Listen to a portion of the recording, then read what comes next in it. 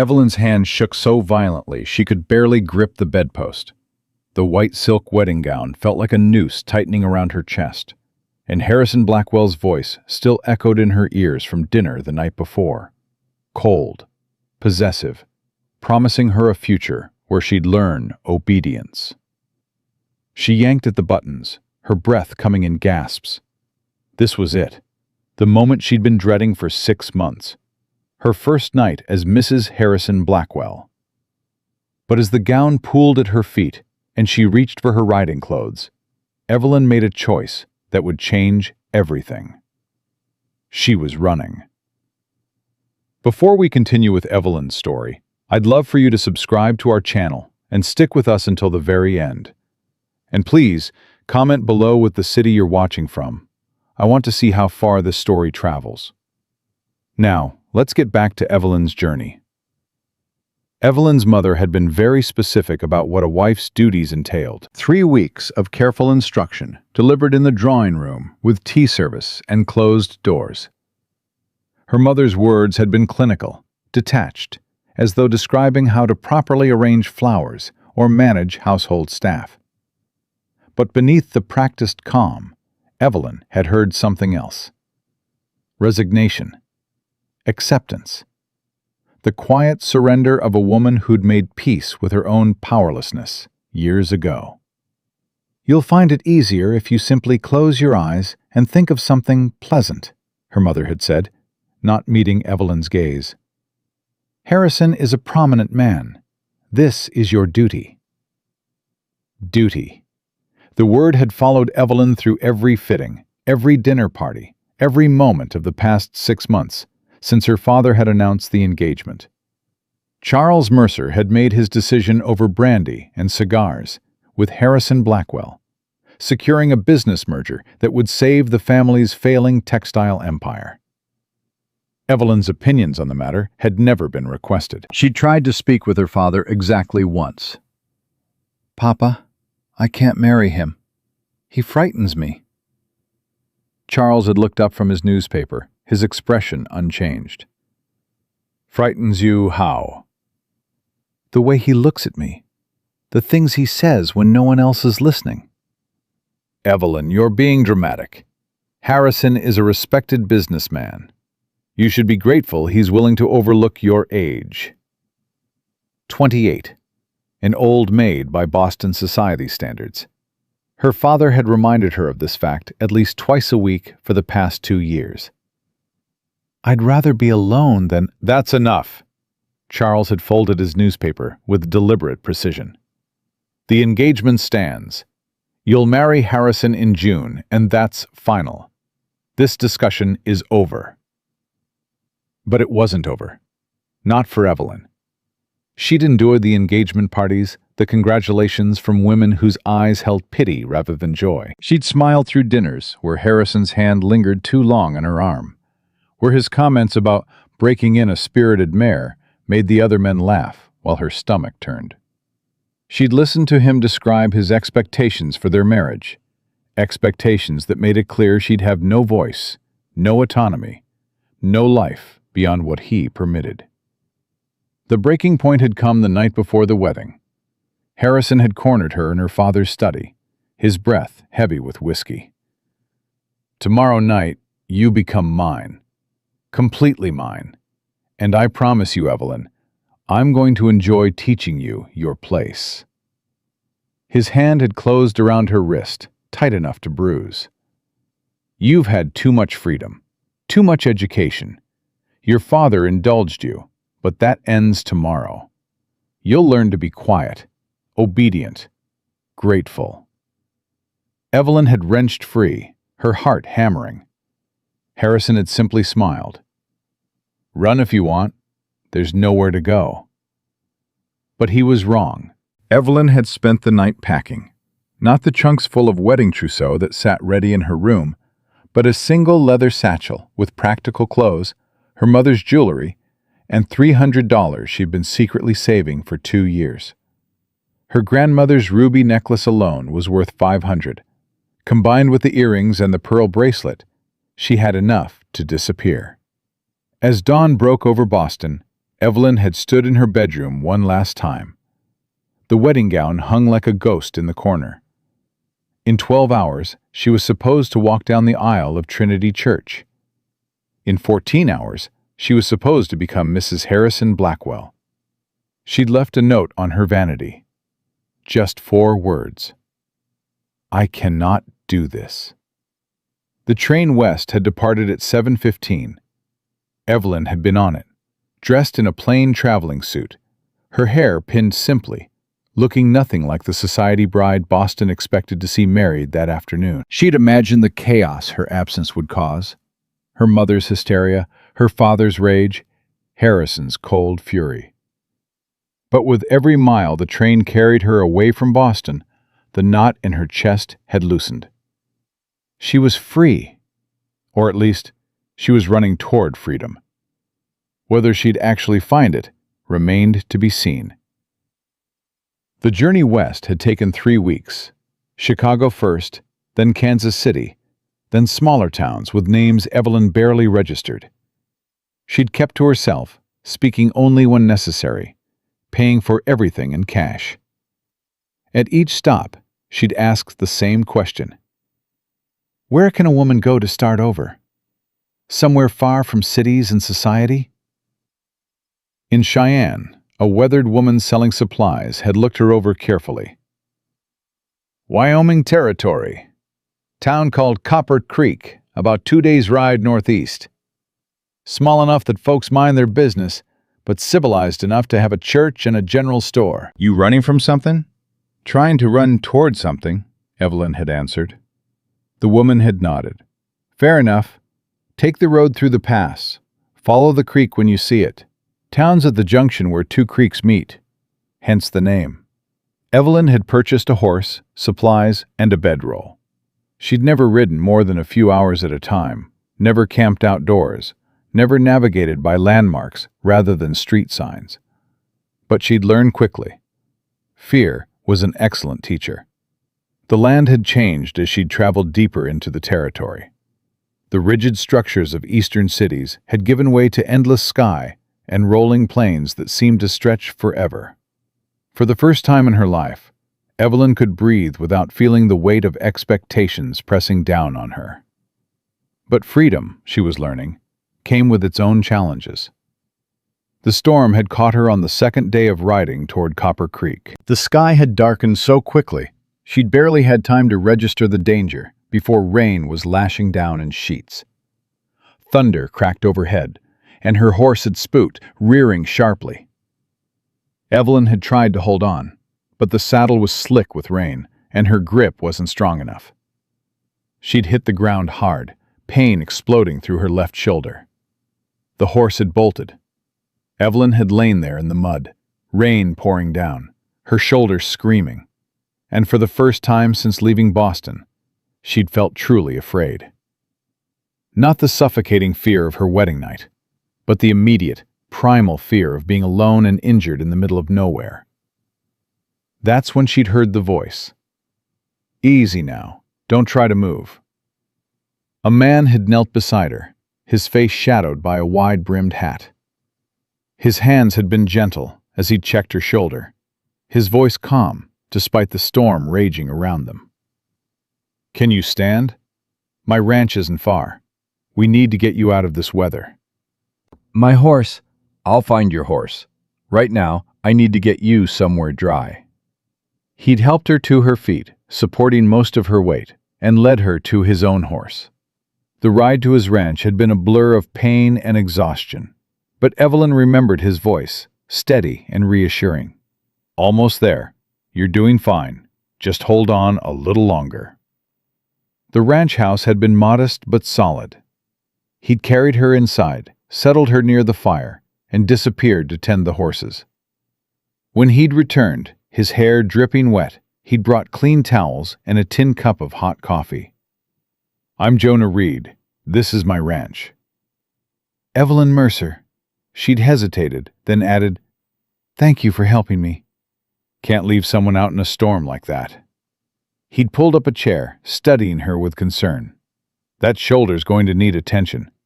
Looks like it's out of the socket. I can set it, but it's going to hurt."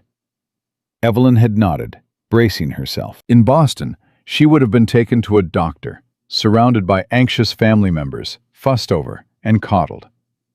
Here, in this simple ranch house with a stranger, she'd felt oddly more at ease. Jonah had been right. Setting her shoulder had hurt worse than the initial fall. But his hands had been sure and practiced, and he'd worked quickly. "There, should heal up fine if you rest it." "I'll leave tomorrow," Evelyn had said immediately. "I don't want to impose." Jonah had raised an eyebrow. "In that storm? With an injured shoulder? You'll stay until it's safe to travel. I've got a spare room. You'll sleep there." It wasn't a request, but it hadn't sounded like the commands Harrison used to issue. Jonah had simply stated facts, offering help the same way he might offer directions. That first night, lying in the small bedroom Jonah had indicated, Evelyn had stared at the ceiling and wondered what she'd gotten herself into. She'd run from one man's control, only to find herself dependent on another stranger's mercy. Every instinct screamed not to trust this. Harrison had taught her that men didn't do things without expecting something in return. But Jonah had simply nodded goodnight and closed the door, leaving her alone. The next morning, Evelyn had woken to the smell of coffee and frying bacon. Her shoulder ached, but the sharp pain had dulled to a persistent throb. She'd found Jonah in the kitchen, cooking breakfast, with the practiced efficiency of a man long accustomed to doing for himself. "How's the shoulder?" "Better, thank you." He'd slid a plate across the table. "Eat, then we'll talk about where you're headed." Evelyn had eaten in silence, acutely aware of Jonah watching her. Not the way Harrison watched, calculating, possessive, but with a kind of thoughtful curiosity.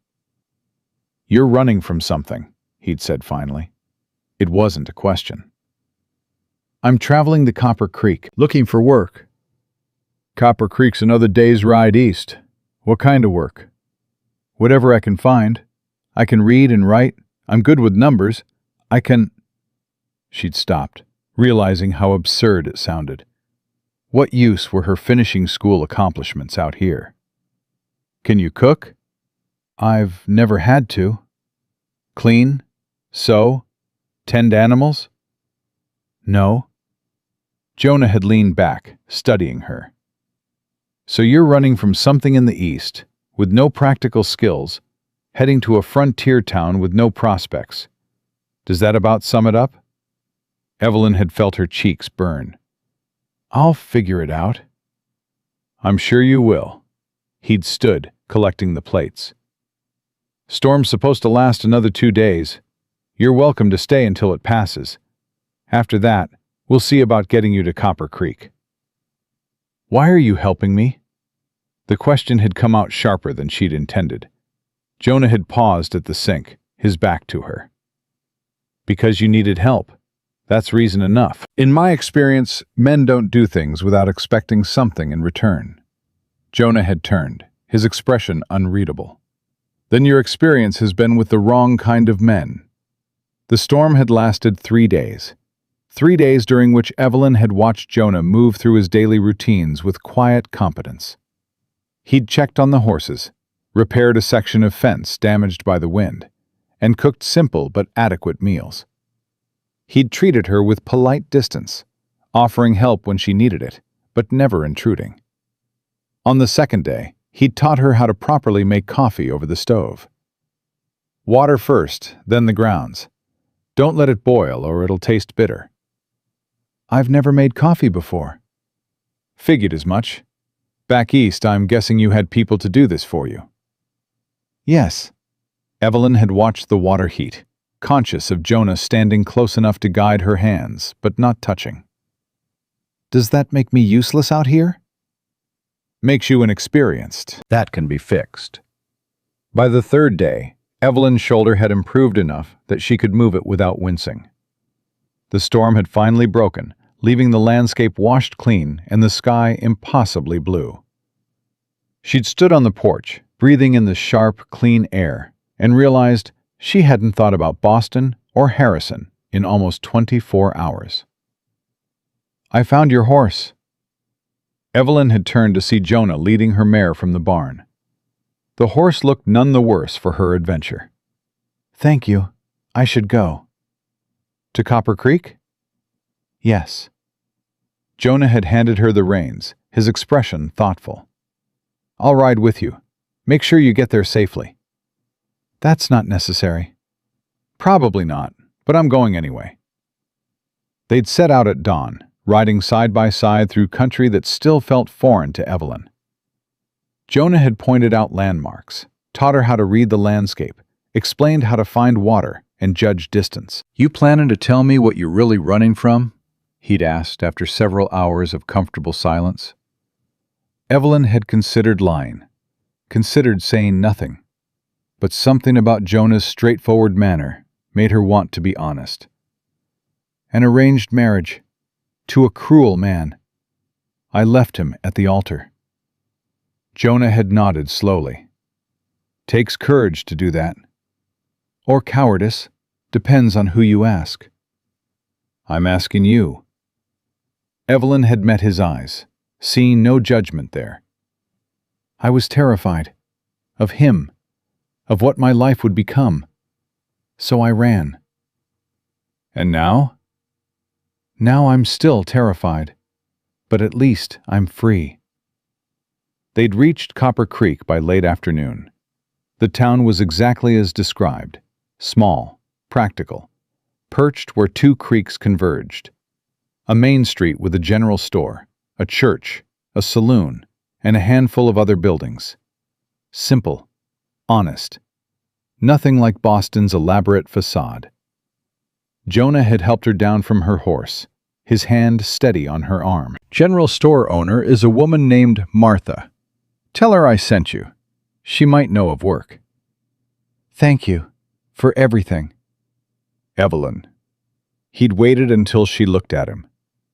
"If things don't work out here, my ranch is half a day's ride west. You're welcome there. No strings. Just an offer."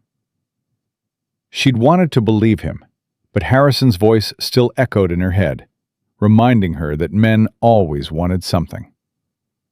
"I'll remember that."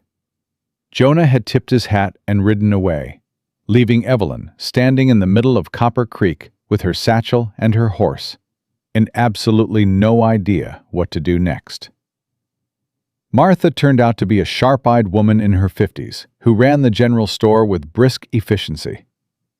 "Jonah Reed sent you?" "Yes, ma'am." "He's a good man. Honest. If he thinks you're worth helping, that's recommendation enough for me." Martha had looked her over critically. "You got any experience with anything useful?" "I can read and write.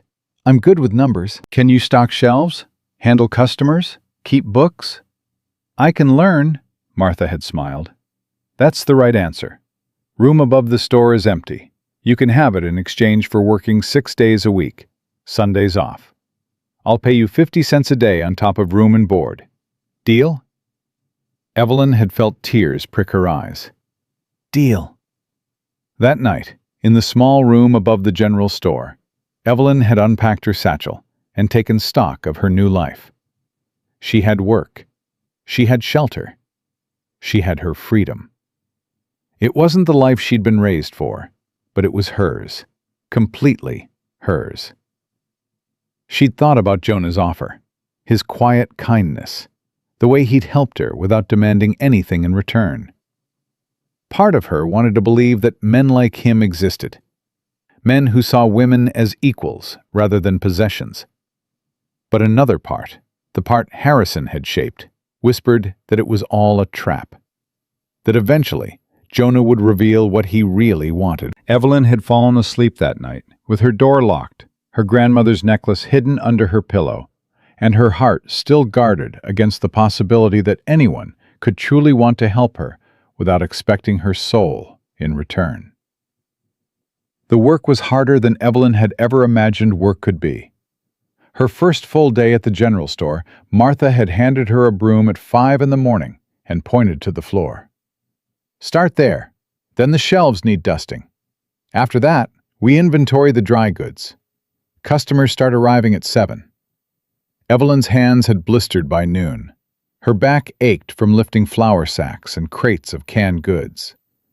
But when Martha had nodded approval at the clean shelves and organized inventory, Evelyn had felt something she'd never experienced in Boston's drawing rooms. Pride. Real pride that came from doing something useful. By the end of the first week, she could count change without hesitation and knew where every item in the store belonged. She'd learned which customers wanted conversation and which wanted efficiency. She'd discovered that her education, useless as it had seemed, actually mattered. She could read orders, write receipts, calculate prices faster than Martha could count on her fingers. "You're good at this," Martha had said Friday evening as they closed up. "Better than the last 3 girls I hired." "Thank you." "You run from a husband?" The question had caught Evelyn off guard. "Not a husband, an engagement." Martha had nodded, wiping down the counter. "A lot of women come west running from something. Most don't last. They expect it to be easier out here. Find out quick it's just hard in different ways. But you got steel in you. I can see it." Evelyn had thought about that comment later, lying in her small room. Steel. She'd never thought of herself as strong. Harrison had called her weak, fragile, in need of firm guidance. Her father had treated her like a commodity to be traded. Her mother had taught her that a woman's strength lay in endurance, in silent suffering. But maybe Martha saw something different. The second week, a man named Samuel Wright had come into the store. He was tall, well-dressed by Copper Creek standards, with a kind of smile that didn't reach his eyes. He'd bought supplies, paid in cash, and lingered at the counter longer than necessary. "You're new in town." "Yes, sir." "Sam. Call me Sam." He'd leaned against the counter, studying her. "Pretty thing like you shouldn't be working retail. You ought to have a man taking care of you." Every muscle in Evelyn's body had tensed. "I take care of myself." "Independent. I like that." His smile had widened. "But independence only goes so far out here. Woman needs protection, security." "I have both, thank you." "Do you? Living above a general store? Working 6 days a week for pennies?" He'd picked up his package, his eyes never leaving her face. "You ever want something better, you let me know. I own the Lucky Strike Saloon. Always looking for refined ladies to entertain customers. You'd make good money." Evelyn's stomach had turned. "I'm not interested." "Think about it." He tipped his hat and walked out, leaving Evelyn shaking. Martha had emerged from the back room, her expression tight. "That man's poison. You stay away from him." "What does he want?" "Same thing men like him always want. Control. He buys up property, runs the saloon, thinks he owns this town. Had his eye on 3 different women this year alone. 2 of them ended up working for him, and not in ways their mothers would be proud of." The encounter had left Evelyn rattled. She'd thought leaving Boston meant escaping men like Harrison, but apparently cruelty wore different clothes in different places. Sam Wright's refined manners didn't hide what he was. A predator, just like Harrison. Just wrapped in Western charm instead of Boston sophistication. That night, she'd lain awake, thinking about Jonah. About his quiet offer. No strings, he'd said. But could she trust that? Trust him? She'd fallen asleep before answering her own question. 3 weeks into her new life, Jonah had ridden into town. Evelyn had been arranging a display of fabric bolts when she'd glanced up and seen him tying his horse outside. Her heart had done something unexpected. A quick, nervous flutter she couldn't quite name. He'd walked in, removing his hat, and nodded to Martha. "Afternoon, Martha." "Jonah, good to see you. Come for supplies?" "That and a check on someone." His eyes had found Evelyn. "How are you settling in?" "Well, thank you."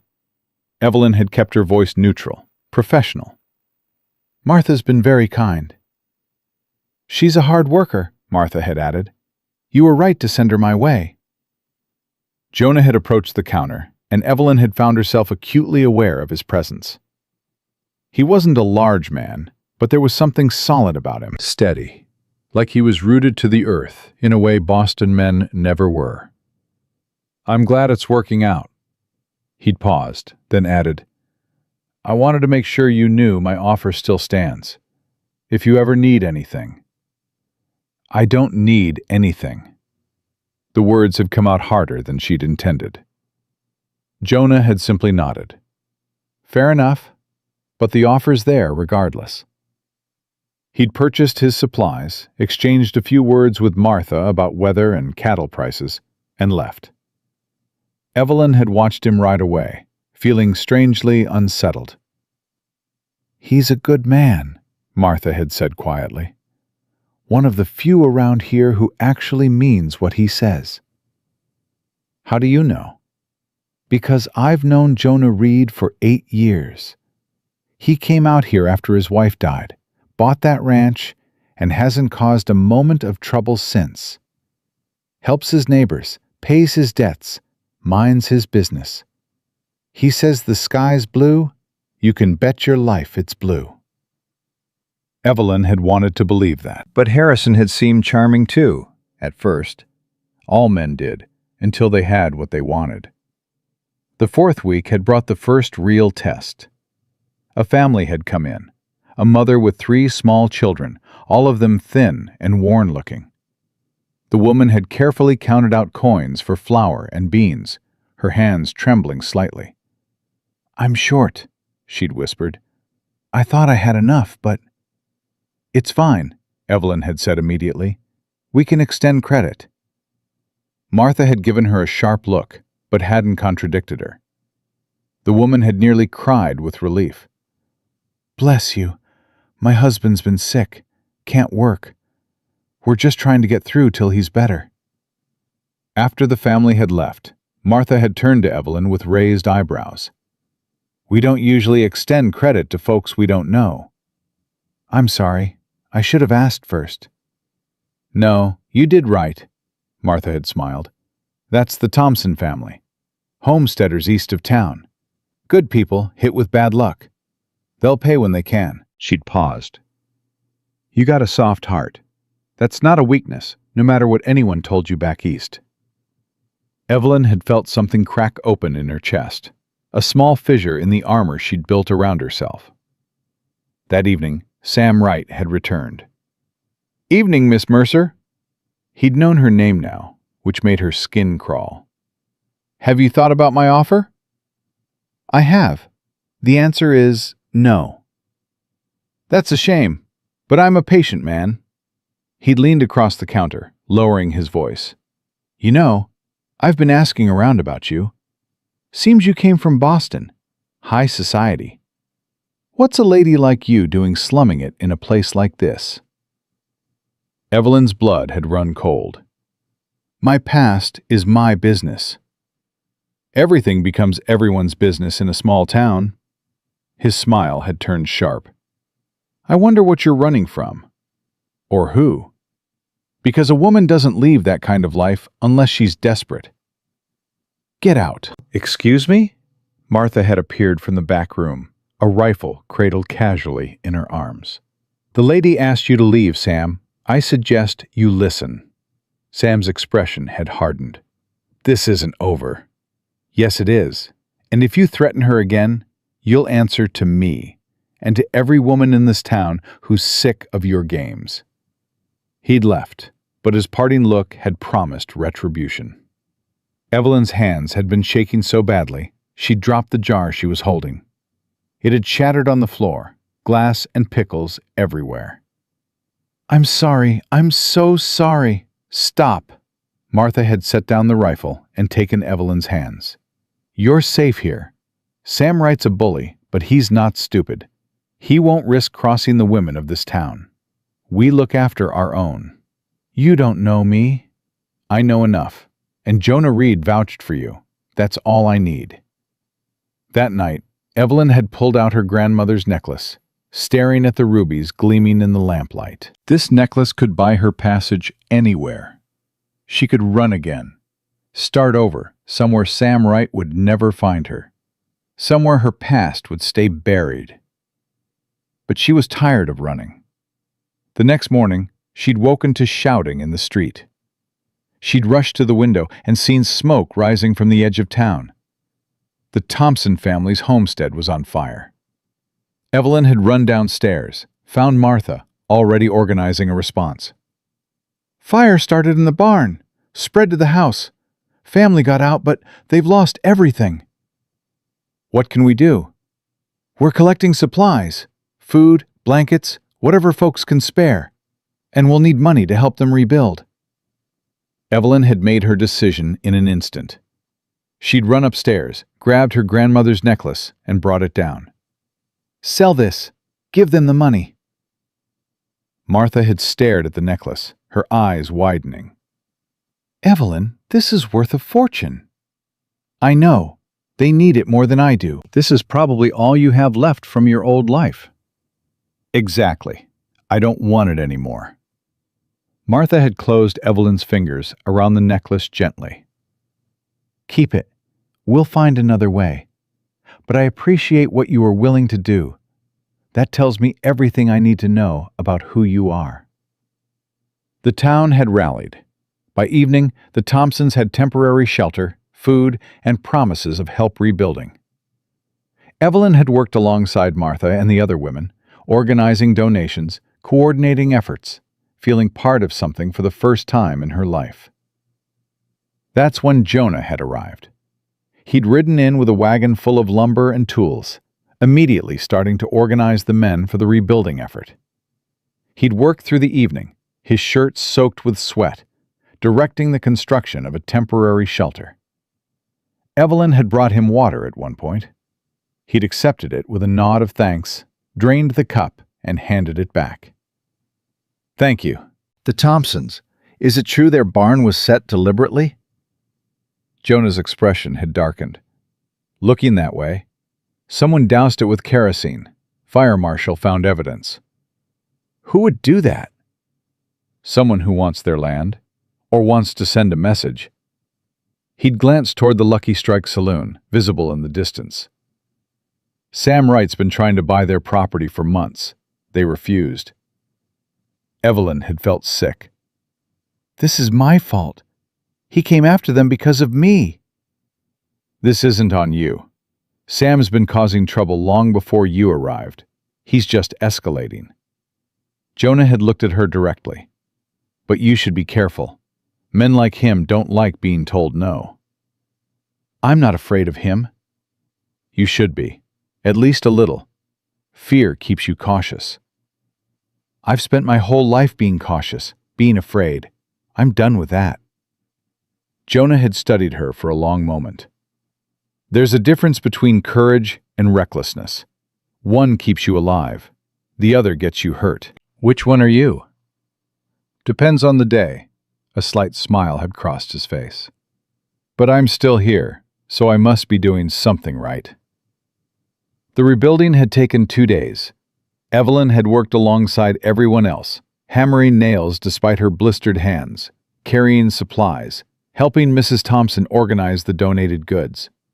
She'd never worked this hard in her life, and she'd never felt more useful. On the second evening, as the sun set over the nearly completed structure, Jonah had approached her. You're good at this. At what? Being part of a community, helping people. I've never done it before. Could have fooled me. He'd paused, choosing his words carefully. Listen, I know you value your independence. I respect that. But Sam Wright's not going to let this go. And living alone above the store, you're vulnerable. I can take care of myself. I'm sure you can. But there's no shame in accepting help.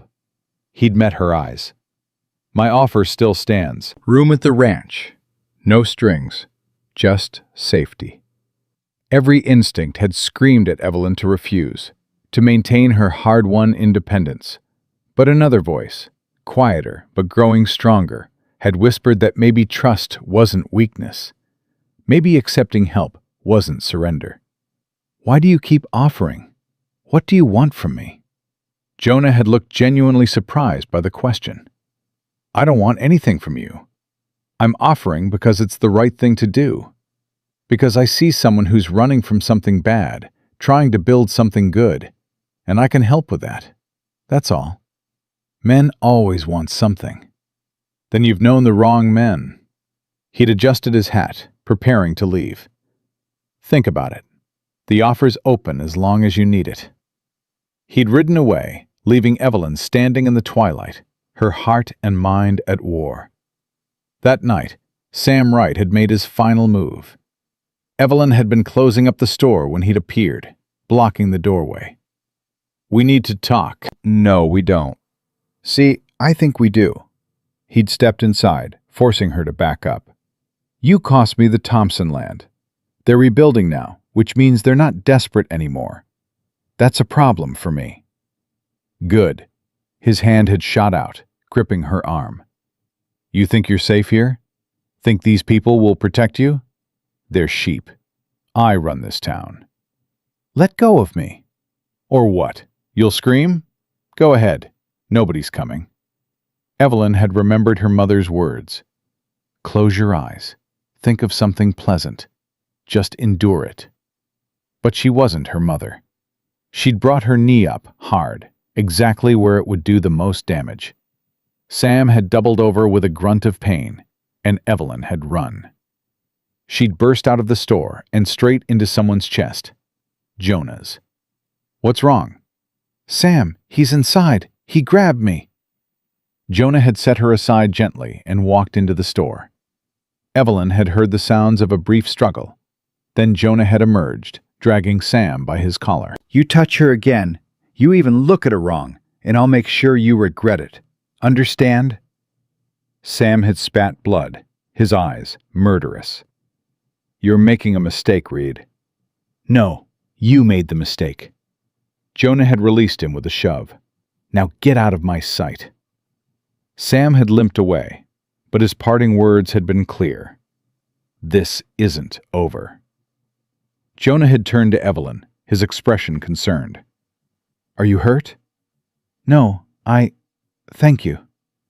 "You're coming with me, tonight. Pack your things." "I can't just—" "Yes, you can." His voice had been firm, but not unkind. "Sam's dangerous, and he's escalating.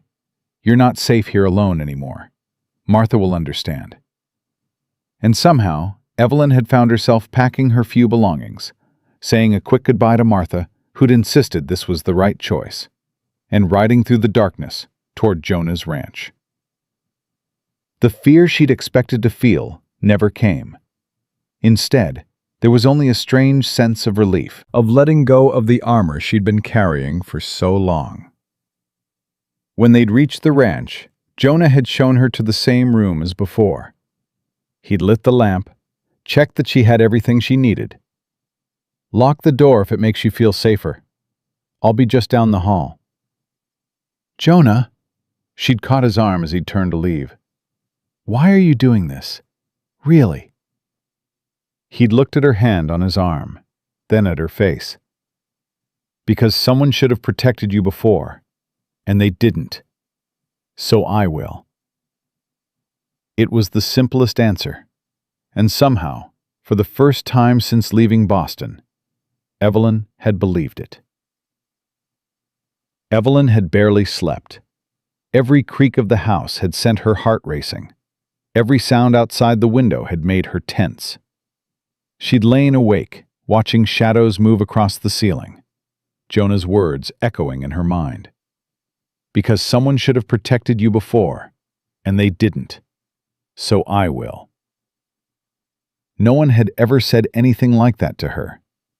Not her father, certainly not Harrison. Protection in her world had always come with conditions, with ownership, with the understanding that she owed something in return.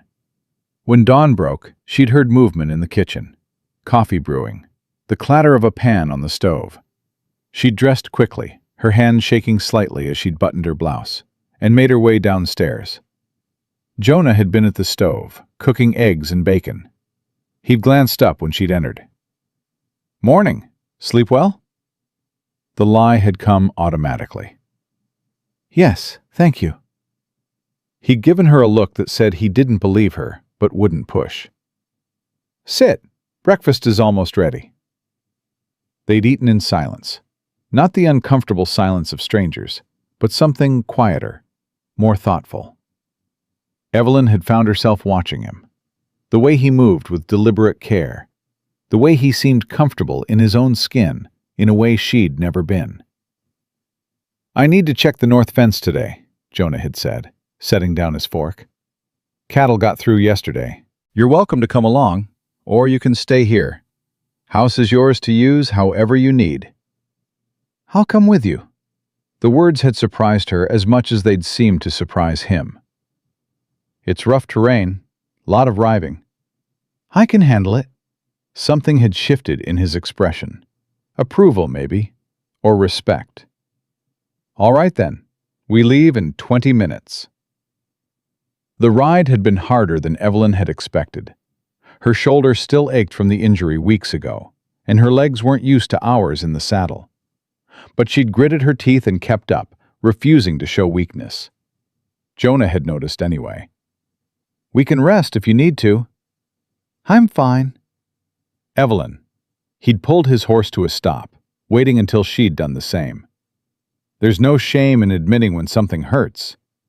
Out here, pretending you're fine when you're not is how people get seriously injured." "I said I'm fine." "And I'm saying you're lying." His tone hadn't been harsh, just matter of fact. "Your shoulder's bothering you. I can see it in how you're holding the reins. We rest for 10 minutes, then continue." That's not a suggestion.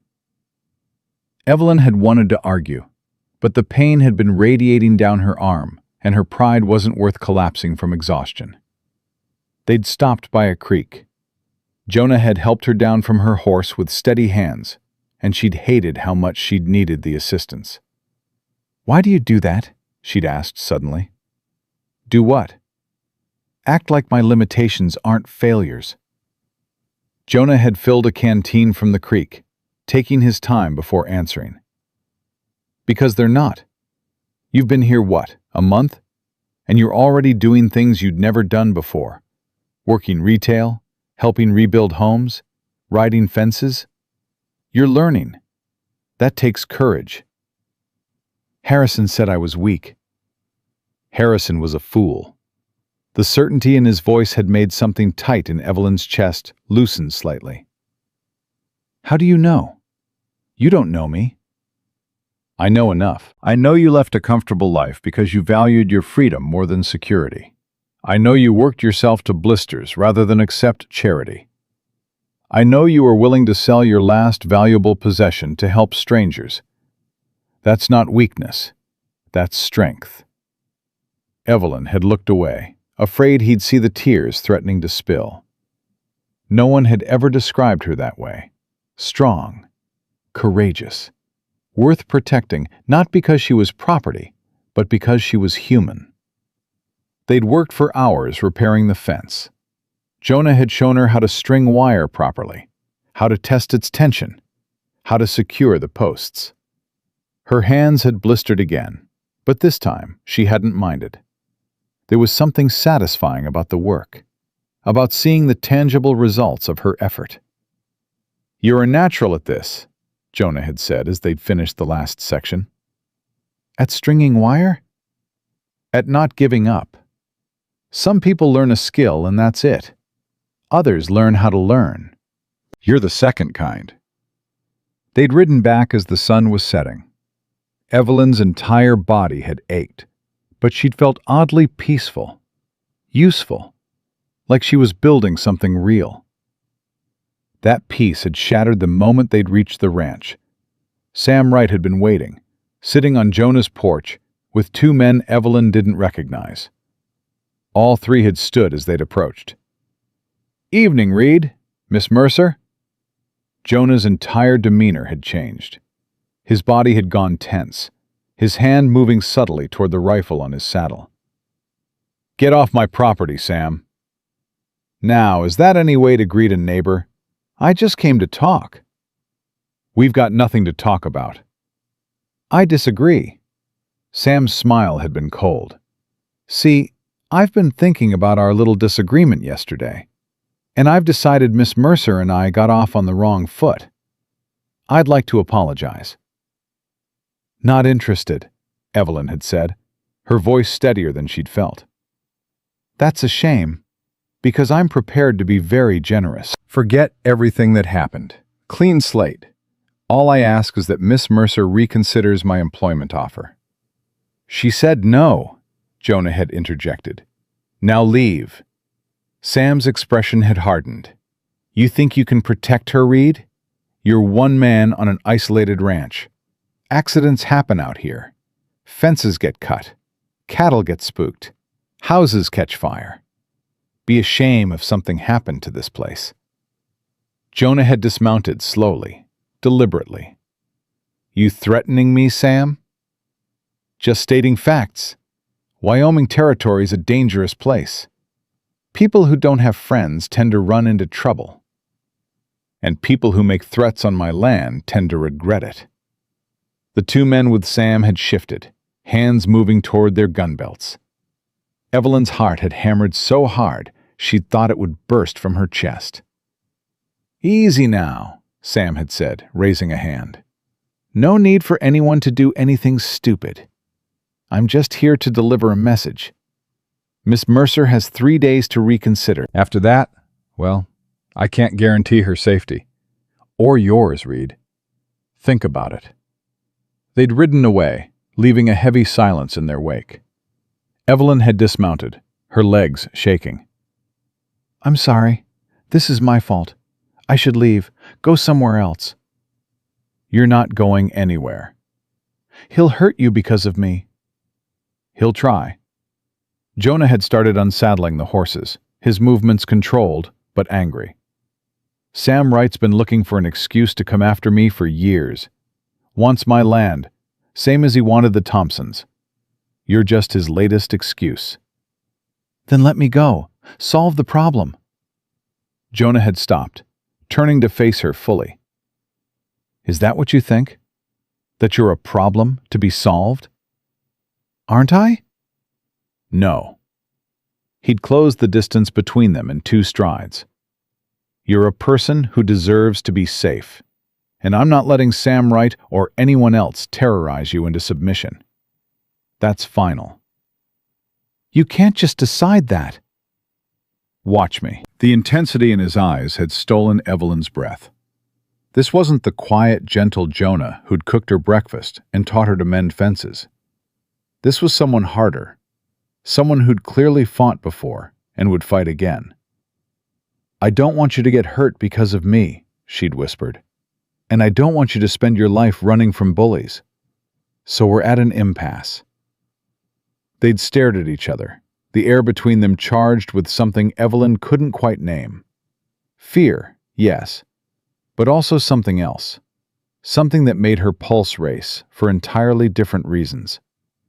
Jonah had stepped back first, breaking the moment. "Come on, let's get inside. We need to talk strategy."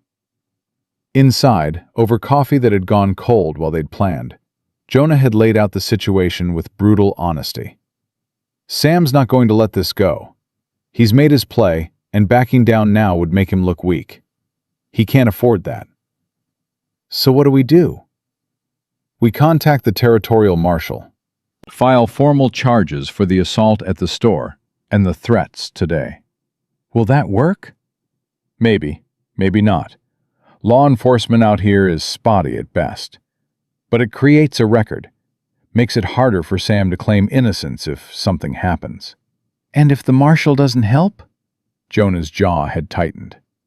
"Then we handle it ourselves." "How?" "Same way ranchers have been handling claim jumpers and land grabbers for decades. We make it clear that attacking us comes with consequences." Evelyn had felt a chill run through her. You mean violence? I mean defense. There's a difference. Is there? Jonah had set down his cup, his expression troubled. Out here, sometimes there is. I won't start a fight, but I'll finish one if I have to, especially if it means keeping you safe. There it was again, that casual declaration of protection that made Evelyn's defenses crack a little more. She'd spent so long believing that men who claimed to protect women were really just claiming ownership. But Jonah didn't act like he owned her. He acted like her safety mattered independent of what she could offer him. I don't understand you, she'd said quietly. What's to understand? Why you care. You barely know me. We've spent maybe a total of 2 weeks in each other's company. Why risk everything for someone who's essentially a stranger? Jonah had been quiet for a long moment, his hands wrapped around his coffee cup. When he'd finally spoken, his voice had been low, almost reluctant. My wife died 3 years ago. Childbirth. Baby didn't make it either. He'd stared into his cup, not meeting Evelyn's eyes. We were living in Colorado then. Mountain town, isolated. Storm came in while she was in labor. Couldn't get to a doctor. I tried to help her, but I didn't know what to do. I held her hand and watched her die, and there wasn't a damn thing I could do about it. Evelyn's throat had tightened. Jonah, I'm so sorry. After that, I couldn't stay there, couldn't live in that house, that town, with all those memories. So I came here, bought this ranch, started over. He'd finally looked at her. I couldn't protect Sarah, couldn't save her, but I can protect you. And maybe that doesn't make sense. Maybe it's just me trying to fix something that can't be fixed. But it matters to me. You matter to me. The confession had hung in the air between them, raw and honest. Evelyn had felt tears slide down her cheeks before she'd realized she was crying. I don't deserve that, she'd whispered. It's not about deserving. It's about being human, about showing up for people when they need it. Evelyn had wiped her eyes, trying to compose herself. I've spent my entire life being told I needed protection because I was weak, that I needed a man to make decisions for me, to own me, to control me. And now you're offering protection, and I don't know how to accept it without feeling like I'm giving up the freedom I fought so hard for. Then don't think of it as me protecting you. Think of it as us protecting each other. Partnership. Equals. Equals? Why not? You're smart, capable, stronger than you think. I've got resources and experience you don't have yet. We combine those things, we're both better off. That's not ownership. That's collaboration. The idea had been so foreign to Evelyn's understanding of male-female relationships that she'd almost laughed. But Jonah's expression had been completely serious. You really believe that? That we could be equals? I know it. Question is, do you? Before Evelyn could answer, the sound of breaking glass had shattered the moment. They'd both jumped to their feet as a rock had crashed through the front window, wrapped in a piece of paper. Jonah had grabbed the rock, unwrapped the note, his expression darkening as he'd read it. What does it say? He'd handed it to her without a word. The message had been short, written in crude block letters. Last warning, leave or burn. Evelyn's hands had trembled. He's going to burn down the ranch, just like the Thompsons. Not if we're ready for him. Jonah had moved to a cabinet, pulling out 2 rifles and a box of ammunition. Can you shoot? I've never held a gun in my life. Then it's time you learned. Come on. They'd spent the next hour outside, Jonah teaching her the basics. How to hold the rifle, how to aim, how to absorb the recoil. Evelyn's first shot had gone wide, the kickback nearly knocking her over. But by the 10th shot, she'd hit the target more often than not. You're a quick learner. Motivation is an excellent teacher. Jonah had smiled grimly. That it is. They'd prepared the ranch as best they could. Jonah had positioned buckets of water around the property, checked that all the exits were clear, loaded weapons, and placed them strategically throughout the house. Evelyn had watched him work with military efficiency and realized this wasn't the first time he'd prepared for an attack. "Have you done this before?" "Once. Different enemy, different war. But the principle's the same." "What happened?" "I survived. They didn't." The simple statement had sent a chill through Evelyn. Jonah wasn't just a rancher. He was a man who'd seen combat, who knew how to fight, who'd killed before. She should have been frightened. Instead, she'd felt oddly safe. Night had fallen. They'd taken turns keeping watch, one sleeping while the other stayed alert. During Evelyn's watch, she'd sat by the window, rifle across her lap, and thought about how much her life had changed in just weeks. From Boston society to a Wyoming ranch, from helpless daughter to armed defender. Harrison would have been horrified. Her father would have called her unnatural. But she felt more herself than she'd ever felt in her life. Jonah had relieved her at midnight. "Get some rest. I'll wake you if anything happens." Evelyn had started to argue, then stopped. Trust, she'd realized, went both ways. If she wanted Jonah to see her as an equal, she had to trust him to handle his share of the watch. "Wake me if you need me." "I will." She'd gone upstairs, but sleep had been impossible. She'd lain in bed, listening to every sound, her mind racing. What if Sam attacked tonight? What if someone got hurt? What if she had to actually shoot someone? The questions had swirled until she'd heard footsteps on the stairs. Jonah had appeared in her doorway, his expression concerned. "You're supposed to be sleeping." "I can't. Every time I close my eyes, I see fire. Or Harrison. Or Sam Wright. My brain won't shut off." Jonah had hesitated, then sat in the chair by her door. "Tell me about Harrison. About what he did to you." "Why?" "Because fear loses power when you name it, and you've been carrying this alone for too long." So Evelyn had talked. She'd told him about the engagement, the expectations, the way Harrison had looked at her like she was a possession to be acquired. She'd described her mother's defeated acceptance, her father's indifference, the suffocating sense that her entire life had been mapped out without her consent. "He said he was going to break me, make me obedient, grateful." Her voice had cracked. "And the worst part was that everyone acted like this was normal, like I should be honored that he wanted to marry me." Jonah's hands had clenched into fists. "If I ever meet this Harrison Blackwell, it's going to take considerable restraint not to kill him." The violent protectiveness in his voice should have frightened her. Instead, it had made Evelyn feel seen, validated, like her fear and anger were justified rather than dramatic. "Sometimes I wonder if I overreacted. If I should have just—" "No." Jonah's voice had been sharp. "Don't do that. Don't second-guess your instincts. You knew he was dangerous. You knew that life would destroy you, so you left. That took incredible courage." "It felt like cowardice." "It was survival, and survival is never cowardly." They'd sat in silence for a while, the darkness wrapping around them like a blanket.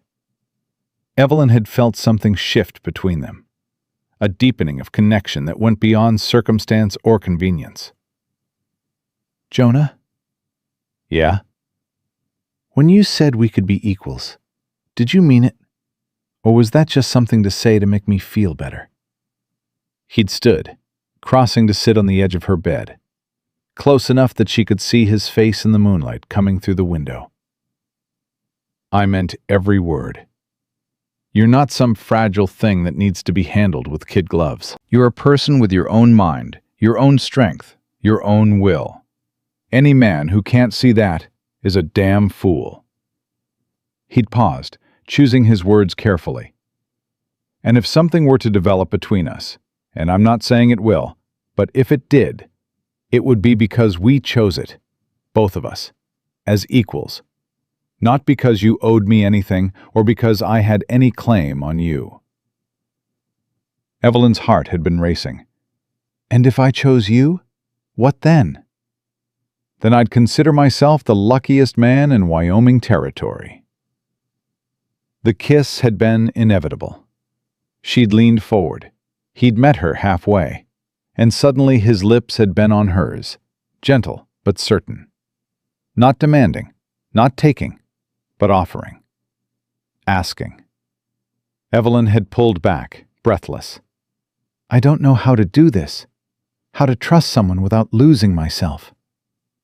Then we'll figure it out together, one day at a time. No pressure, no expectations. Just two people who care about each other, trying to build something real. It was the promise Evelyn hadn't known she'd needed. Not rescue, but partnership. Not ownership, but choice. The attack had come at dawn. Evelyn had finally drifted off around 3 a.m, exhausted from fear and adrenaline. She'd woken to the smell of smoke and Jonah shaking her shoulder. They're here. Stay low and follow me. Her training from the night before had kicked in automatically. She'd grabbed the rifle, checked that it was loaded, and followed Jonah down the stairs. Through the window, she'd seen torches moving in the pre-dawn darkness. 4, maybe 5 men surrounding the property. They're trying to herd us out, Jonah had whispered. Set fires on multiple sides, force us to run straight into their arms. What do we do? We don't run. We fight. Jonah had positioned her at the back window with clear instructions. Anyone comes through that door who isn't me, you shoot. Don't hesitate. Don't warn them. Just shoot. He'd moved to the front of the house before Evelyn could respond. She'd crouched by the window, rifle braced against her shoulder, her heart hammering so hard she could hear it in her ears. The smell of smoke had grown stronger. They'd lit the barn first, flames already licking up the sides. A man had appeared at the back door, trying the handle. Evelyn had raised the rifle, her hands shaking. Every instinct had screamed at her to call out, to warn him, to give him a chance to leave. But she'd remembered Jonah's words. Don't hesitate. She'd fired. The shot had gone wide, splintering the doorframe. The man had cursed and run. Evelyn had felt simultaneously relieved and ashamed. She'd almost killed someone. Almost. The front window had shattered. Jonah had returned fire, his shots deliberate and controlled. More shouting outside, the sound of horses. Then Sam Wright's voice had cut through the chaos. Reed! Send out the girl and we'll leave the house standing. You've got 60 seconds. Jonah had looked at Evelyn, his expression grim. She'd shaken her head before he could even ask. I'm not leaving. Didn't think you would. He'd turned back to the window. She's not going anywhere, Sam, so I guess we're doing this the hard way. Your choice. Boys, light it up. The next few minutes had been chaos. Flames at the barn, smoke beginning to pour through gaps in the walls. Jonah had grabbed her hand, pulling her toward the cellar door. There's a tunnel, leads to the creek about 100 yards from the house. We go now, while they think we're trapped. They descended into darkness. The tunnel had been narrow, dirt walls pressing in from all sides. Evelyn had fought down panic, following Jonah's form ahead of her. Water had dripped from the ceiling. The air had been thick and hard to breathe. After what had felt like hours, but was probably only minutes, they'd emerged into a small ravine by the creek. The ranch house had been visible in the distance, flames now consuming the roof. Evelyn had felt her throat close. Everything Jonah had worked for, burning. I'm so sorry, she'd whispered. Don't be. It's wood and nails. You're alive. That's what matters. But she'd heard the pain in his voice, the loss. And she'd known that Sam Wright had taken something from him that could never be replaced. Jonah had led her along the creek, moving quickly but quietly. They doubled back, circling around to approach the ranch from an unexpected angle. As they'd gotten closer, Evelyn had seen Sam and his men watching the fire, confident in their victory. "Stay here," Jonah had whispered. "What are you going to do?" "End this." He'd move before she could stop him, stepping out of cover with his rifle raised. "Sam!" The men had spun, reaching for their weapons, but Jonah had already had his rifle trained on Sam's chest. "Tell your men to stand down. Now." Sam's expression had flickered between surprise and calculation. "You're outnumbered, Reed." "Maybe, but you'll be dead before your men get off a shot. Is that a trade you're willing to make?" The standoff had stretched, tension thick enough to choke on. Evelyn had watched from cover, her own rifle ready, knowing that if shooting started, people would die. Maybe Jonah, maybe her, maybe all of them. Then a new voice had cut through the morning air. "Territorial Marshal, everyone lower your weapons." A man on horseback had ridden into view, badge glinting in the firelight. Behind him, 6 more riders, all armed. Evelyn had recognized Martha among them, and several other townspeople from Copper Creek.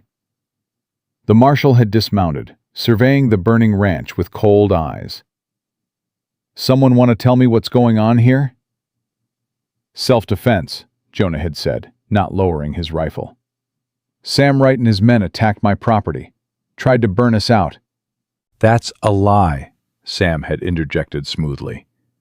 "We came to help put out a fire. Reed's the one who started shooting at us." "That's so," the marshal had looked at Martha. "You got a different story?" Martha had ridden forward, her expression fierce. "I got the whole story, Marshal, including signed testimony from Miss Mercer about Sam Wright assaulting her at my store 3 days ago, and from the Thompson family about how their barn mysteriously burned after they refused to sell their land to Wright, and from 6 other women in town who'll testify that Sam threatened them when they wouldn't work at his saloon." Sam's confident expression had cracked. "Those women are liars." "All of them? Even the judge's daughter?" Martha had pulled out a sheaf of papers. "We've got it all written down, signed and witnessed. You're done, Sam." The marshal had gestured to his men. "Arrest Wright and anyone who is with him tonight. We'll sort this out in Cheyenne." Sam's men had dropped their weapons immediately. No loyalty when it came to facing prison time. But Sam himself had made a last desperate move. He'd grabbed for his pistol, swinging toward Evelyn's position.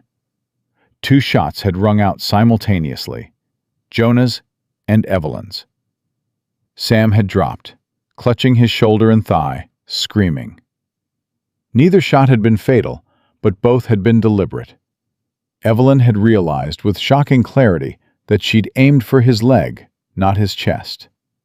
She could have killed him. Part of her had wanted to, but she'd chosen not to. The marshal had kicked Sam's gun away, gesturing for his men to bind the wound and load him onto a horse. "You two all right?" "We are now," Jonah had said, finally lowering his rifle. Evelyn had emerged from cover, her legs shaking so badly she'd nearly collapsed. Jonah had caught her, his arms solid and steady. "It's over," he'd murmured. "You're safe. It's over." But as Evelyn had looked at the smoldering remains of the ranch house, she'd known nothing was over.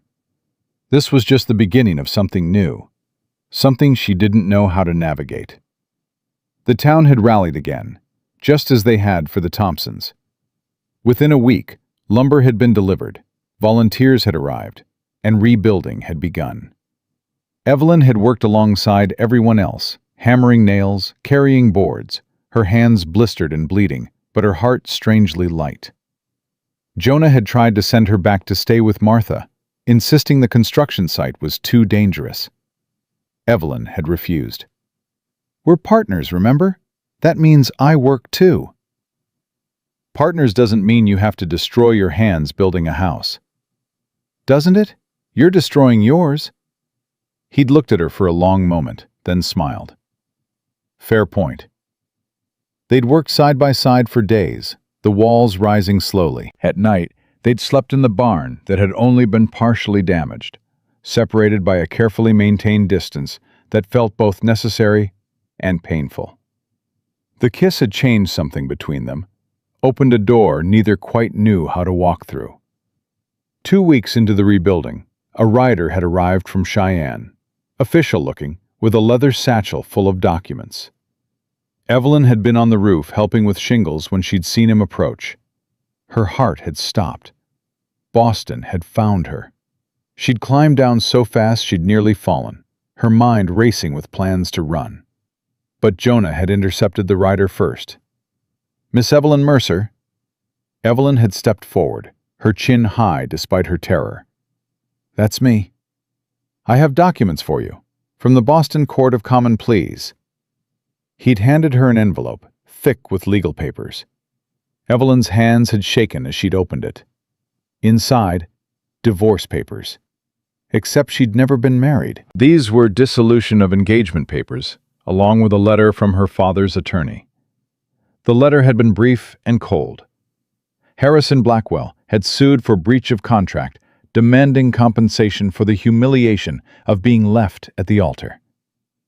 Charles Mercer, unwilling to face the social consequences, had paid him off and officially severed all legal connections between the families. Furthermore, Charles had disowned Evelyn.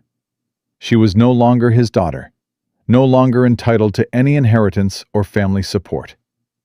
She was free, completely, legally free, and utterly alone. Jonah had read over her shoulder, his expression darkening. "Your father disowned you for leaving an abusive engagement?" Apparently the scandal was too much for him to bear. Evelyn had folded the letter, her hands surprisingly steady. "I'm officially penniless now. Everything I thought I might inherit someday is gone." "Are you all right?" The question had surprised her. She'd expected sympathy, maybe anger on her behalf. But Jonah had simply asked if she was all right, as if her emotional state mattered more than the loss of her inheritance. "I think I am." And she'd realized it was true. He didn't want a daughter. He wanted a bargaining chip. "I'm better off without his money, if it comes with strings attached to men like Harrison Blackwell." That night, Jonah had asked her to take a walk with him. They'd gone to the creek, the same spot where he'd pulled her from the tunnel weeks before. The house had been visible in the distance, nearly complete now, rising from the ashes of the old one. "I need to tell you something," Jonah had said, his voice serious. "And I need you to really listen, not just hear the words." Evelyn's stomach had clenched. "All right? I care about you. More than I probably should for someone I've known such a short time. And I want you to stay. Not as a guest, not as someone I'm protecting, but as my partner, in every sense of the word." "Jonah, let me finish." He'd taken her hands, his calloused fingers gentle against hers. "I know you're afraid. I know trust doesn't come easy after what you've been through. But I'm asking you to take a chance. On me. On us. On the possibility that love doesn't have to be ownership." Evelyn's throat had closed. "You're talking about marriage." "I'm talking about partnership. If marriage is part of that, then yes. But only if you want it. Only if you choose it freely, without pressure or expectation." "I don't know how to be a wife. I don't know how to run a ranch or cook or any of the things a frontier woman is supposed to know." "You think I care about that?" "Evelyn, you stood beside me when armed men attacked my home. You shot a man to protect yourself. You've worked yourself bloody helping rebuild. You're already more of a partner than most people ever find." He'd paused, choosing his words carefully. "I'm not asking you to be someone you're not. I'm asking you to be exactly who you are, just here, with me. Tears had spilled down Evelyn's cheeks. What if I fail? What if I can't be what you need? Then we'll figure it out together. That's what partners do. What if the fear never goes away? What if I always flinch when you touch me? Always wonder if kindness is just manipulation? Then I'll be patient, as long as it takes, until you believe, deep in your bones, that I see you as my equal. Not my property, not my possession, my partner. The word had broken something open in Evelyn's chest. All the walls she'd built, all the defenses she'd constructed, had crumbled under the weight of his sincerity. Ask me again, tomorrow, when I've had time to think. Jonah had nodded, releasing her hands. Take all the time you need. But as they'd walked back to the ranch, Evelyn had known her answer. She'd known it the moment Jonah had used the word partner instead of wife. The moment he'd offered patience instead of demanding compliance. The moment he'd seen her fear and met it with understanding rather than dismissal. That night, she hadn't been able to sleep. She'd lain in the barn, staring at the ceiling, thinking about what love meant. In Boston, love had been about duty, about social position, about transactions between families. Her mother had never once used the word love when discussing marriage. It had always been about suitability, compatibility, advantage. But Jonah talked about love like it was a choice, an action, something you did rather than something you felt. Around midnight, she'd gotten up and walked to where Jonah slept on the other side of the barn. He'd been awake, sitting up as she'd approached. "Can't sleep either?" he'd asked. "I have my answer." His entire body had tensed. "Already?" "Yes." Evelyn had sat down beside him, close enough that their shoulders touched. "I'll stay, as your partner." Your wife, if that's what you want. But I need you to understand something first. I'm listening. I'm going to be difficult. I'm going to question things. I'm going to argue when I think you're wrong. I'm going to insist on making my own decisions, even if you think you know better. I'm going to be stubborn and independent and probably frustrating. Jonah had smiled, the first real smile she'd seen from him in days. I'm counting on it. And I'm going to need time to learn how to trust without fear, to believe that you won't wake up one day and decide I owe you obedience. I'll give you all the time you need. And Evelyn? He'd turned to face her fully. I'm going to be difficult too. I'm set in my ways. I've lived alone for 3 years, and I'm used to doing things my own way. I'm probably going to be overprotective sometimes. I'm going to want to fix your problems when you just need me to listen. We're both going to mess this up occasionally. So what do we do when that happens? We talk about it, like adults, like partners. We don't let resentment build. We don't keep score. We just try to be better tomorrow than we were today. It had been the most honest proposal Evelyn could have imagined. No promises of perfection, no fairy tale ending. Just 2 imperfect people agreeing to try. Together. She'd kissed him then, and this time when he'd wrapped his arms around her, she hadn't felt trapped. She'd felt chosen. And choosing. The wedding had been simple. The circuit preacher had arrived the following week, and they'd married in front of the half-built house with Martha and the Thompsons as witnesses. Evelyn had worn the same practical dress she'd worn to work in the store. No white gown, no elaborate ceremony. Just 2 people making promises they intended to keep. Do you, Jonah Reed, take this woman to be your lawfully wedded wife? I do. And do you, Evelyn Mercer, take this man to be your lawfully wedded husband? Evelyn had looked at Jonah, seeing not ownership in his eyes, but respect. Not possession, but partnership. She'd thought about her mother, about all the women who'd gone before her, accepting marriages that diminished them. She'd thought about the choice she was making, not out of duty or desperation, but out of hope. I do. That night, in the small room they'd finished in the new house, Jonah had pulled her close and whispered against her hair. "You're terrified." It hadn't been a question. Evelyn had nodded against his chest. "Do you want to talk about it?" "My mother said to close my eyes and think of something pleasant, that it would be easier that way." Jonah had pulled back, his expression horrified. "That's what she told you? About marriage?" "About my duties as a wife." "Evelyn, look at me."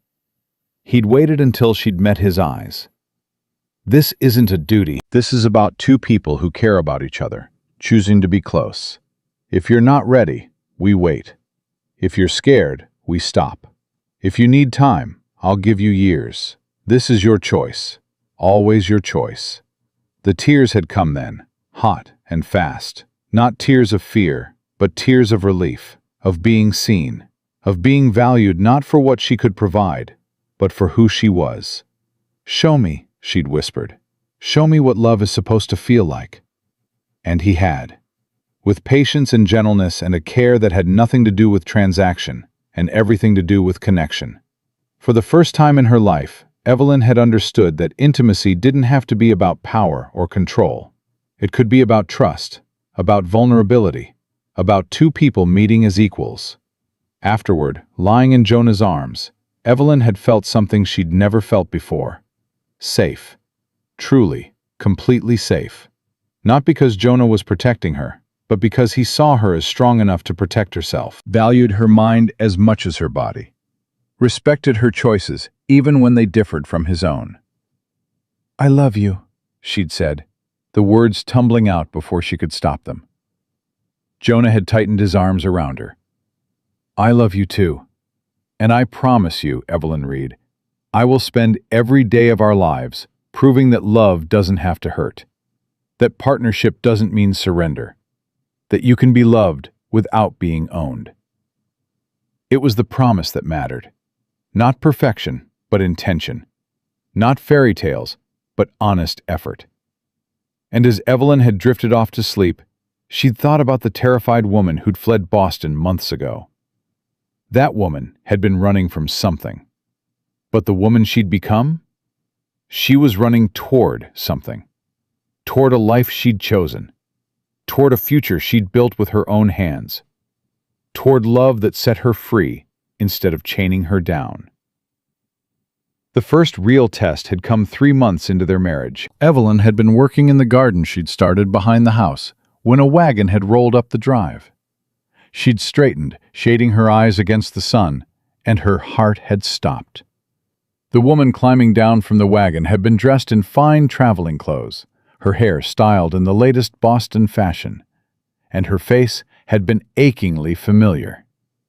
Catherine, Evelyn's younger sister. Jonah had emerged from the barn, his expression wary. Evelyn had grabbed his arm before he could speak. "That's my sister, Catherine Mercer." "The one who stood by and watched while Father arranged my marriage to Harrison?" "Yes." Catherine had approached slowly, her eyes taking in everything. The simple ranch house, Evelyn's worn dress and sun-darkened skin, the garden tools still clutched in her sister's calloused hands. "Evelyn, my God, it really is you." "Catherine," Evelyn's voice had been flat. "What are you doing here?" "Looking for you. It took me 3 months to track you down." Catherine's eyes had filled with tears. "I had to see you. Had to know you were all right." "I'm fine. You can go back and tell Father I'm alive and well." "Father doesn't know I'm here. He'd be furious if he found out." Catherine had glanced at Jonah. "Is this your husband?" Jonah Reed, and yes. Jonah had tipped his hat, his expression neutral. "Ma'am, you've come a long way. Would you like some water, something to eat?" Catherine had looked surprised by the offer. "Thank you. That's kind." Inside the house, Evelyn had poured water with shaking hands, while Jonah had quietly excused himself to give them privacy. Catherine had sat at the rough-hewn table, so out of place in her silk dress. You married a rancher. I married a good man. Father said you'd probably ended up dead in a ditch somewhere.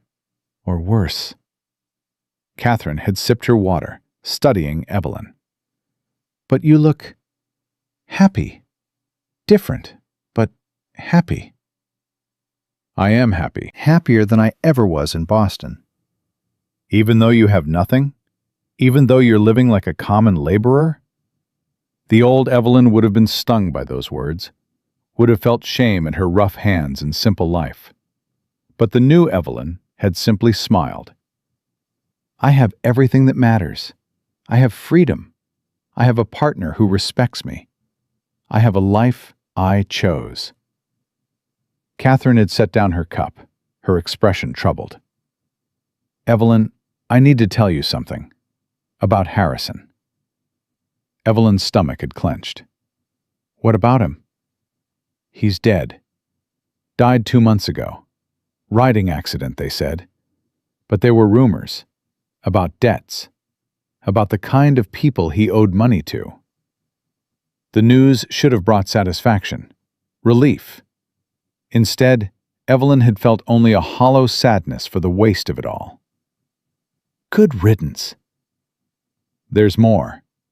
Catherine had pulled an envelope from her bag. Before he died, he wrote this. I found it among his effects. It's addressed to you. Evelyn had stared at the envelope like it was a snake. I don't want it. You should read it, please. Against her better judgment, Evelyn had opened the letter. Harrison's handwriting had been as precise and controlled as everything else about him. The words had made her blood run cold. My dearest Evelyn, if you are reading this, I am dead. And perhaps that is justice. You were right to run from me. I was not a good man. My father raised me to see women as possessions, as tools to be used for family advancement. I never questioned that until you were gone. Your absence taught me what I could not learn from your presence. That control is not love. That ownership is not partnership. I hope you found what you were looking for. I hope you found someone who treats you as I should have, but never could. Forgive me if you can. If you cannot, I understand. Harrison Blackwell. Evelyn's hands had trembled. This letter didn't erase what Harrison had been, didn't excuse the fear he'd caused, or the life he'd tried to force on her. But it showed something she hadn't expected. Growth. Understanding, even if it came too late. He changed, Catherine had said softly. After you left. He fell apart, actually. Lost everything. His reputation, his business connections, even Father's respect. He died alone and broken. And I think part of him was glad. Why are you telling me this? Because I want you to know you were right. To run. To choose yourself. Catherine's voice had cracked. I'm engaged now. To a man Father chose. James Whitmore. He's wealthy, well-connected, and he frightens me the same way Harrison frightened you. Evelyn had reached across the table, gripping her sister's hand. Then leave. Do what I did. I can't. I'm not brave like you. Bravery isn't the absence of fear. It's acting despite it. Come with me, Catherine. Stay here. We'll figure it out. But Catherine had shaken her head, pulling her hand away. I can't abandon my responsibilities. Mother needs me. The family needs the alliance this marriage will bring. Not everyone can run, Evelyn. Not everyone has to stay, either. They'd sat in silence for a long moment. Then Catherine had stood, smoothing her skirts. I should go. I just needed to see you. To know you escaped. That gives me hope, at least. Hope for what? That somewhere, women like us can choose, even if I can't. Evelyn had walked her sister to the wagon, her heart aching. They'd embraced, and Evelyn had whispered in Catherine's ear. The offer stands, always. If you change your mind, come west. Find me. You'll have a place here." Catherine had climbed onto the wagon, tears streaming down her face. "Goodbye, Evelyn. Be happy. For both of us." After she'd gone, Jonah had found Evelyn standing in the yard, staring at the dust cloud from her sister's wagon. "You all right?" "Harrison's dead." Jonah had been quiet for a moment. How do you feel about that? I don't know. Relieved, I think. And sad. Not for him, but for what could have been if he'd been different. If any of them had been different. She turned to face Jonah. "My sister's engaged to a man who scares her, and she's going to marry him anyway because that's what good daughters do. You offered her a way out. She won't take it. She thinks she's being noble, dutiful, but she's just being afraid." Jonah had pulled her close. "You can't save everyone, Evelyn. You can only save yourself. And you did that." The words had settled something in Evelyn's chest. She'd done what she could. The rest was up to Catherine. The second test had come in the form of a letter from the territorial governor 6 months later. Jonah had opened it at breakfast, his expression growing more serious as he'd read. "They want me to run for territorial representative. Represent our district in the legislature." Evelyn had set down her coffee cup. That would mean traveling to Cheyenne. Being gone for months at a time. "I know." What did you tell them? "I haven't responded yet. I wanted to talk to you first." The old Evelyn, the one who'd been raised to defer to men's decisions, would have said whatever Jonah wanted to hear. But Evelyn Reed was different. "Do you want to do it?" Jonah had been quiet, choosing his words carefully. "Part of me does. I've got ideas about land rights, water access, protection for small ranchers against corporations. I could make a real difference. But it would mean leaving you alone for long stretches. And after everything with Sam Wright, I don't like the idea of you being vulnerable." Evelyn had felt anger flash through her. "I'm not vulnerable. I'm capable. I've proven that." "I know you are, but that doesn't mean I don't worry." "Then hire help. Find someone we trust to work the ranch when you're gone." But don't turn down something important because you think I need protecting. I don't need protecting, Jonah. I need partnership. And partnership means supporting each other's ambitions, not limiting them. Jonah had studied her for a long moment. "You're right. I'm sorry. Old habits." "I know, but we're building new ones." Evelyn had reached across the table, taking his hand. "Run for representative. I'll manage the ranch. We'll figure it out. Together." That conversation had marked a shift. Jonah had run and won, spending 4 months in Cheyenne, while Evelyn had run the ranch with the help of 2 hired hands. She'd learned to manage accounts, negotiate cattle prices, and handle problems that arose. The woman who'd arrived in Wyoming, unable to make coffee, had become someone the neighboring ranchers respected. One evening, a rancher named Thomas Burke had stopped by to discuss water rights. He'd assumed Jonah was handling things, had asked when he'd be back. "Mr. Reed is in Cheyenne on territorial business. I'm managing the ranch in his absence." Burke had looked skeptical. "No offense, ma'am, but this is complicated business. Maybe I should come back when your husband's here." "Mr. Burke, I've reviewed the water survey maps. Your cattle are crossing onto our land to reach the creek, which means you're using our water access. Now, I'm happy to negotiate a sharing agreement, but if you'd rather wait for my husband to tell you the exact same thing, that's your choice. Just know that every day you wait is another day your cattle are trespassing." Burke had stared at her, then slowly smiled. "Mrs. Reed, I believe we can work something out right now." They'd negotiated for an hour, reaching an agreement that benefited both ranches. When Burke had left, he'd tipped his hat with genuine respect. "Your husband's a lucky man. Most women wouldn't have the head for business you've got. Most women never get the chance to develop one. That night, writing to Jonah about the agreement, Evelyn had realized something profound. She wasn't just surviving in his absence, she was thriving. The frightened woman who'd fled Boston would never have believed she could run a ranch, negotiate with skeptical men, or stand her ground. But she'd become someone who could do all that and more. When Jonah had returned from Cheyenne, Evelyn had been in the barn helping deliver a calf. She'd been covered in blood and hay, her hair falling out of its pins, looking nothing like a Boston society lady. Jonah had stood in the doorway watching her work, and when the calf had finally arrived healthy and squalling, he'd helped her to her feet. "I missed you," he'd said. "I missed you too, but I managed just fine." "I can see that. Burke sent me a letter, said you drove a harder bargain than I ever did." "Are you angry?" "Proud. I'm so damn proud I could burst." The third test, the hardest one, had come just over a year into their marriage. Evelyn had been late, 3 weeks late.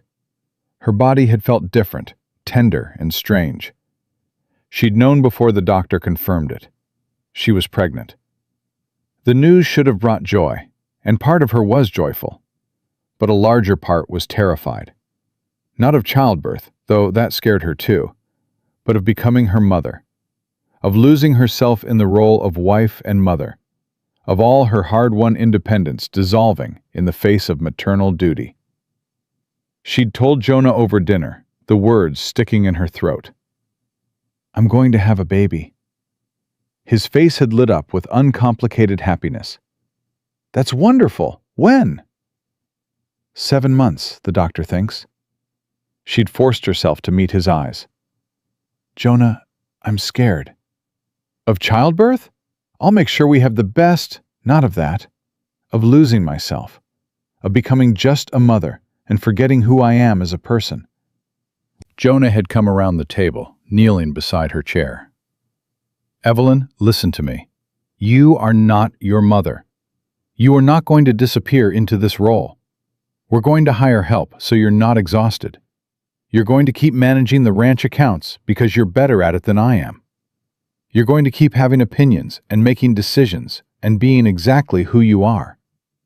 The only difference is there will be a baby too." "You say that now, but what if?" "No what ifs. We've proven we can be partners. That doesn't change because we're adding to our family. If anything, it becomes more important. I need you to be you.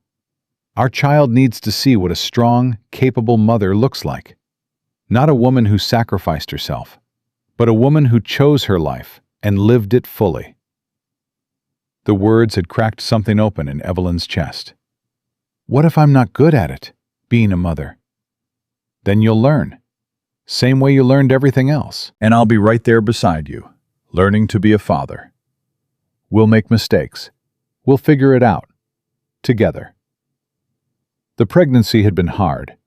Evelyn had been sick for months, exhausted beyond anything she'd ever experienced. But Jonah had been true to his word. He'd hired a woman from town to help with cooking and cleaning. He'd taken over the heavy ranch work, while Evelyn had managed accounts from a chair in the shade. He'd never once suggested she should rest more, work less, or let him handle things. He'd simply adjusted, the way partners do. The labor had been terrifying. 36 hours of pain that made Evelyn understand why her mother had looked so defeated. She'd screamed at Jonah to never touch her again, had cursed him for doing this to her, had been convinced she was going to die. But the doctor they'd brought from Cheyenne had been competent and calm. And when Evelyn had finally held her daughter, red-faced and squalling, she'd understood something her mother never had. This child wasn't the end of her life. This child was part of it. An addition, not a replacement. "Sarah," Jonah had whispered, tears streaming down his face. "After my first wife, if that's all right with you." Evelyn had looked at this man who'd given her freedom, partnership, and love, who'd honored his dead wife by naming their daughter after her, who'd never once asked Evelyn to erase his past or pretend he hadn't loved before. Sarah Reed. It's perfect. The months after Sarah's birth had been the hardest of Evelyn's life. The exhaustion, the constant demands, the way her body had changed. She'd struggled. She'd cried. She'd had moments of wondering if she'd made a terrible mistake.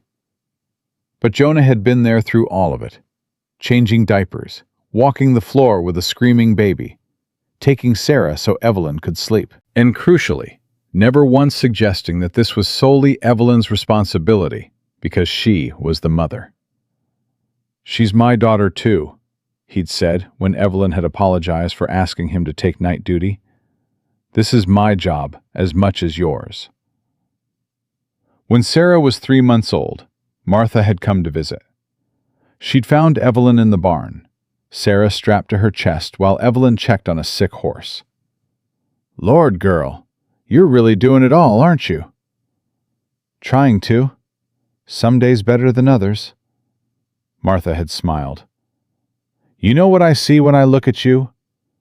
I see a woman who refused to choose between being a person and being a mother. You're both. And that baby strapped to your chest is watching you be both, learning what a woman can be." The words had settled into Evelyn's bones, becoming truth.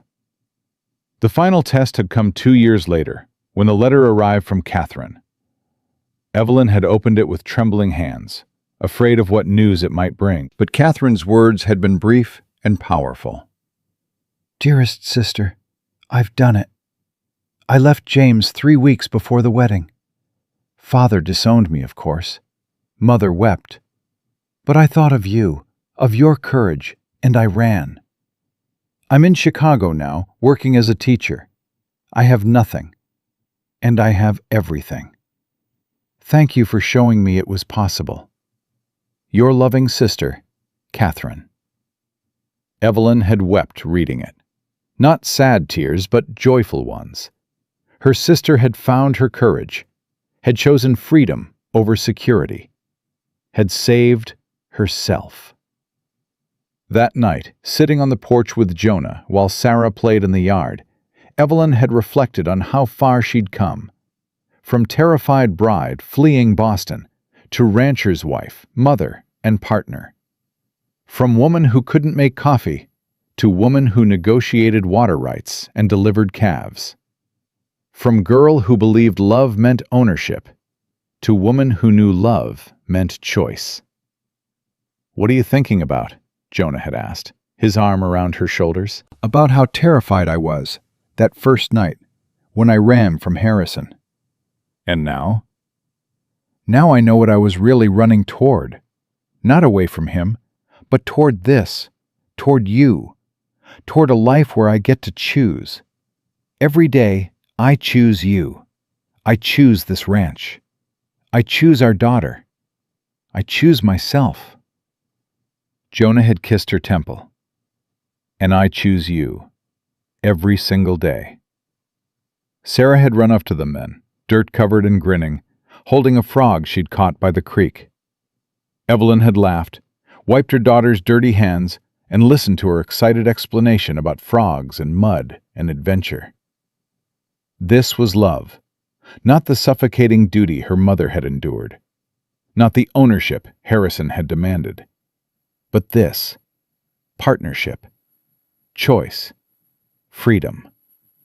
The daily decision to show up for each other, to honor each other's autonomy, to build something together that made both of them stronger. Evelyn had once been terrified of her first night as a married woman, terrified that marriage meant the death of everything she was.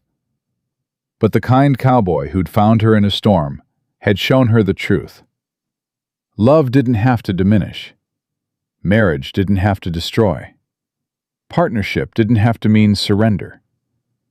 True love, the kind that lasted, the kind that transformed, was built on respect, equality, and the revolutionary act of seeing another person not as property, but as partner. And every day Evelyn Reed woke up next to Jonah, worked the ranch she helped build, and raised her daughter to be strong and free. She proved that the most powerful thing a woman could do was choose her own life and live it without apology.